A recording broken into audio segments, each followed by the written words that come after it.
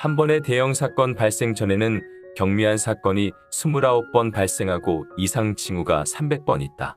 이것은 하인리히 법칙이라는 것입니다.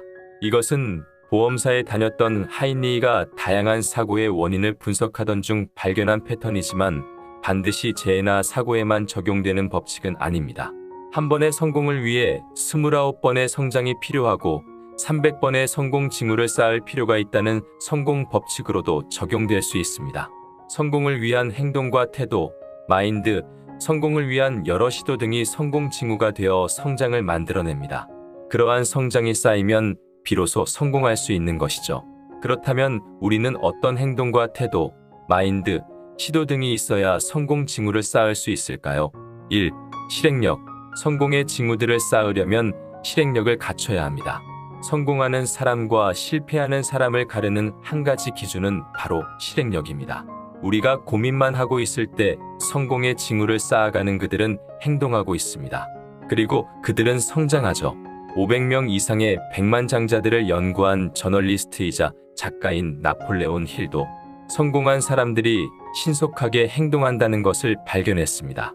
그는 1937년에 쓴 개인 금융 고전 생각하라 그러면 부자가 되리라 에서 다음과 같이 썼습니다. 성공의 잠재력이 아무리 큰 사람이라도 그 잠재력을 현실로 전환하지 않는다면 소용이 없다. 실행력이 중요한 이유에 대해 구체적으로 알아보겠습니다. 첫 번째로 필요한 경험치를 쌓게 됩니다. 어떠한 일에 대해 수많은 경험과 실패의 반복은 그 일을 내 것으로 만들어줍니다. 우리는 보통 이것을 노하우라고 부르게 됩니다. 알미 모여 지식이 되고 다시 그것들이 쌓여 노하우, 즉 지식을 어떻게 다룰지 알게 되는 경지에 이르는 것이죠. 두 번째로는 실행을 해야 경험을 얻고 올바른 방향을 잡을 수 있게 된다는 것입니다. 목표를 향해 달리는 과정에 있어 선택을 해야 되는 상황은 항상 존재합니다. 이때 올바른 선택이 쌓이면 목표까지의 길이 단축됩니다. 그리고 우리가 올바른 선택을 하기 위해서 필요한 것은 실행과 행동력을 통한 다양한 경험입니다. 마지막으로 대다수의 사람들은 실행하지 않는다는 것입니다. 누구나 그럴듯한 계획은 세웁니다. 하지만 실행하는 사람들은 소수입니다. 하더라도 금방 지쳐 포기합니다. 8대2라는 법칙이 있습니다. 팔레트의 법칙이라고도 하죠. 이 팔레트 법칙을 행동의 관점에서 보면 100명의 사람 중 배운 바대로 행동하는 사람은 전체의 20%, 즉 20명 정도입니다. 그렇다면 그 20명 가운데 지속적으로 행동하는 사람은 얼마나 될까요? 20명 중 20%인 고작 4명 뿐입니다. 100명 중 96명은 지속적인 행동을 하지 않는다는 것입니다. 이는 당신이 실행력을 발휘해 지속적으로 행동한다면 96명을 앞지를 수 있다는 말이 됩니다. 2. 명확한 목표 설정. 성공과 부자의 징후는 명확한 목표를 가진 사람에게서 나타납니다. 성공한 사람들의 사고방식은 극도로 목표 지향적입니다. 그들은 자신을 위한 초점과 명확한 행동 계획을 가지고 있습니다. 이 강력한 목표 지향적 사고방식은 그들이 달성하고자 하는 것에 매우 집중하게 만들고 주의가 산만해지는 것을 방지합니다. 여기 수험생들의 슈퍼스타, 사회탐구 이지영 강사가 전하는 도끼와 목표에 관한 이야기가 있습니다. 어떻게 하면 새해에 독하게 공부할 수 있을까요? 라는 질문에 그녀는 다음과 같이 조언했습니다. 본인이 어느 대학교 과잠바를 입고 캠퍼스를 누빌 때 가장 설렐 것 같나요? 자신의 원하고 목표로 하는 그 대학교를 자신의 노트 위에 크게 적어보세요. 연세대학교 경영학과 24학번 홍길동, 이런 식으로요. 그렇게 적어두면 어떤 일이 발생할까요? 누군가는 제가 연대 간다고? 라고 속삭일 수도 있고, 누군가는 내가 연대생이면 내가 오바마다 라고 할지도 모릅니다. 나는 간절한 목표를 적었는데 사람들이 평가절하할 때마다 오기가 생길 겁니다. 그게 여러분을 진짜 강하고 독하게 만들 거예요. 일단 독해지고 싶다면 자신의 꿈을 선언하고 스스로를 믿어보라고 이야기하고 싶어요. 본인이 꿈을 이룰 수 있다고 믿으면 진짜 할 수 있게 될 거예요. 그걸 이룰 수 있는 유일한 사람인 나 스스로가 믿어주면 가능성이 있는 것이고, 유일한 사람이 포기해버리면 죽어도 안 되는 겁니다. 인생에서 최고의 기쁨, 최고의 희열은 넌 할 수 없을 거야 라고 얘기하는 사람에게 나의 성공으로 보여주는 겁니다. 새해에는 이렇게 다짐해 보세요. 하늘은 나의 편이고 나는 진짜 잘 될 사람이다.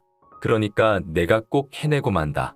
이재영 강사는 수험생들에게 명확한 목표를 선언함으로써 끊임없이 그 목표를 각인시키고 자극시켜라라고 조언하고 있습니다. 3. 시간을 소중히 여겨라.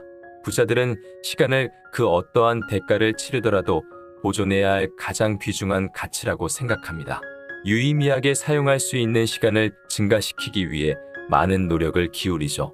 영국의 부동산 재벌이자 베스트셀러 작가인 롬 무어의 레버리지란 책을 보면 시간에 대한 부자의 생각들이 잘 나타나 있습니다.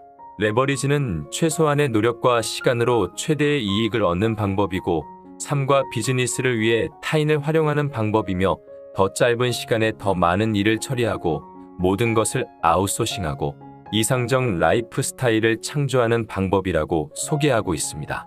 레버리지를 시간에 적용하면 어떤 일을 할 때 나의 시간을 투입하는 대신 다른 사람의 시간을 투입하면 된다는 것입니다. 예로 일주일에 50시간을 일하고 100만 원을 번다고 가정해 보겠습니다. 이때 시간당 수익은 2만 원입니다. 이 시간당 2만 원의 수익의 의미는 다음과 같습니다. 내가 2만 원을 초과하여 벌 수 있는 일은 직접 해야 함을 의미하고 2만 원 미만의 금액을 지불하고 위임할 수 있는 일은 모두 아웃소싱하거나 위임해야 한다는 것을 의미합니다. 부자들은 가치가 낮은 일은 적은 비용을 지불하여 위임하거나 아웃소싱합니다. 자신의 시간을 더 높은 가치를 창출하는 일에 집중하는 것이죠. 또 다른 예를 들어보겠습니다. 1억 원을 가지고 은행에 예금하면 1% 이자로 100만 원을 획득할 수 있고 부동산에 투자하면 5%의 수익률로 500만 원의 수익을 얻을 수 있다고 가정해 봅시다. 이때 같은 시간으로 발생하는 기회비용은 4%에 해당하는 400만 원이 됩니다. 같은 시간을 어디에 투자하느냐에 따라 결과는 달라집니다. 이처럼 부자들, 성공한 사람들은 시간의 소중함을 알고 활용할 줄 안다는 것입니다. 쓸데없는 일에 까먹는 시간은 모두 낭비된 시간입니다.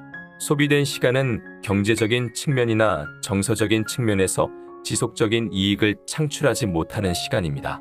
투자된 시간은 업무가 완료된 이후에도 오랫동안 수익을 올리거나 레버리지 효과를 제공하는 시간입니다. 세 가지 영역 중에서 어느 영역의 시간을 사용하고 있는지 점검해야 합니다. 시간을 낭비하지 말고 더 적게 소비하고 더 많이 투자해야 합니다. 지금까지 부자가 되기 전에 나타나는 세 가지 징조에 대해 알아보았습니다. 부자의 징조는 여러분의 노력으로 만들어지는 것입니다. 이 점을 명심하시어 부자가 되는 길에 한 발짝 더 가까이 하시길 바라겠습니다.